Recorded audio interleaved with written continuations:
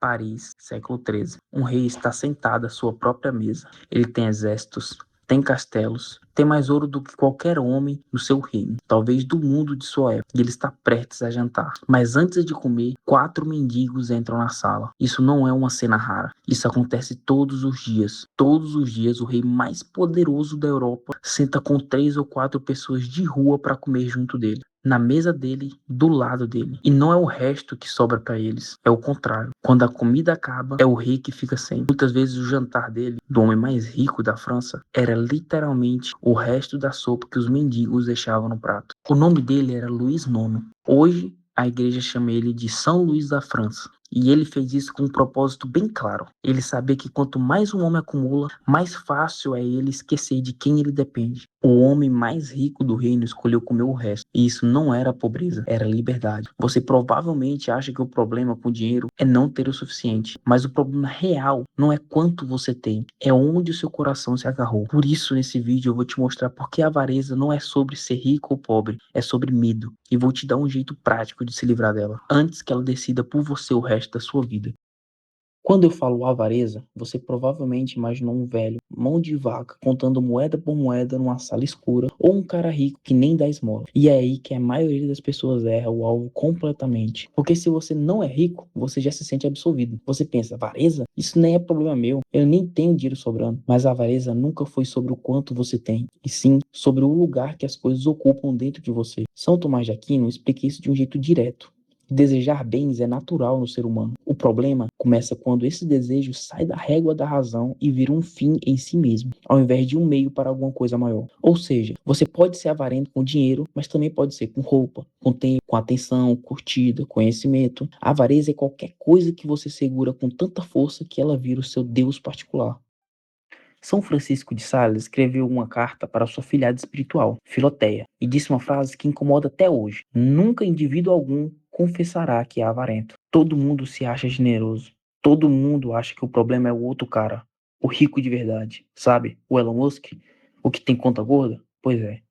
Só que Francisco de Sales continua. Ele fala: o fogo da avareza consome o avarento por dentro, e mesmo assim ele se acha refrescado.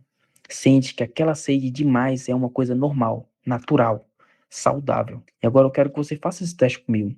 Você tem alguma coisa parada no armário há mais de um ano que nem usa e nem doa? Ou quando alguém pede algo emprestado, você hesita, coloca condição ou já sente um aperto no peito? Ou você guarda dinheiro sem plano nenhum só para sentir aquela segurança de tá tudo ali, acumulado? Ou também você fica incomodado quando um amigo compra ou conquista algo que você queria? Se pelo menos duas dessas bateram, calma, você não é um monstro. Você só é um humano numa cultura desenhada para te deixar assim. Mas aqui você já percebe que você não precisa ser rico para ser avarento. Você só precisa ter medo de soltar.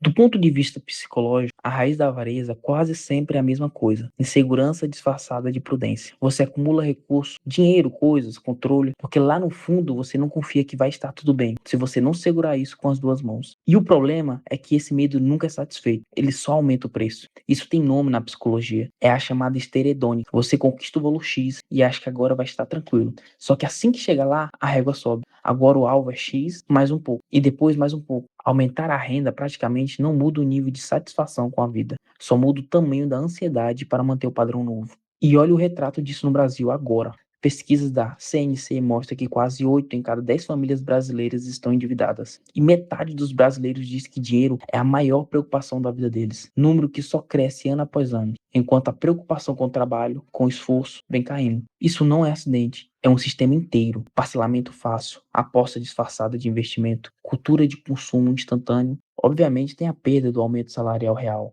mas o sistema também fica te empurrando para correr atrás de uma segurança que ele mesmo não deixa você alcançar.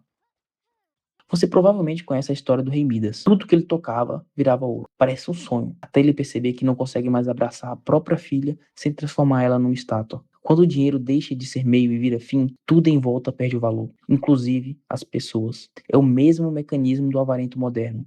Ele mede tudo pelo que aquilo rende, custa ou representa para a imagem dele. E sem perceber, começa a tratar a gente como recurso também. E aqui você percebe: quanto mais você precisa acumular para se sentir seguro, menos livre você realmente é. Agora vem a parte que ninguém te ensinou na catequese. Todo ser humano nasce com um anseio verdadeiro por segurança, por confiança de que vai ter o que precisa. Isso não é um defeito, é de fábrica. Antes do pecado original, a gente confiava que a providência ia prover o necessário sem a gente precisar controlar tudo. A avareza nasce quando esse anseio legítimo por confiança é respondido com controle, em vez de fé. Ao invés de saciar essa sede com a virtude, que é a generosidade, a gente tenta saciar ela acumulando, e não funciona, porque é a ferramenta errada para o buraco certo. O padre Paulo Ricardo fala isso de um jeito direto. A avareza tem um salário, e o salário dela é o medo. Você coloca sua segurança nas coisas materiais, mas elas desaparecem. O ladrão leva, a inflação corrói, a traça come a roupa, e aí você vive com medo de perder o que nunca foi de fato garantia de nada. Jesus resume isso numa frase que corta fundo. Onde está o teu tesouro, aí está o teu coração. Tem uma parábola de Jesus que é quase incômoda, de tão direta. Um homem rico tem uma colheita tão boa que ele nem tem onde guardar. E o plano dele é: vou derrubar os meus celeiros, construir uns maiores, guardar tudo e aí descansar, comer, beber, aproveitar a vida. E Deus responde uma única palavra para ele: insensato, porque essa noite vão pedir a alma dele de volta. E tudo que ele acumulou, para quem vai ficar? Não é uma condenação à riqueza, é uma pergunta sobre para que ela serve. São Tomás é claro nisso. O desejo por bens não é vicioso. O problema é quando ele sai da régua, quando ele esquece a finalidade.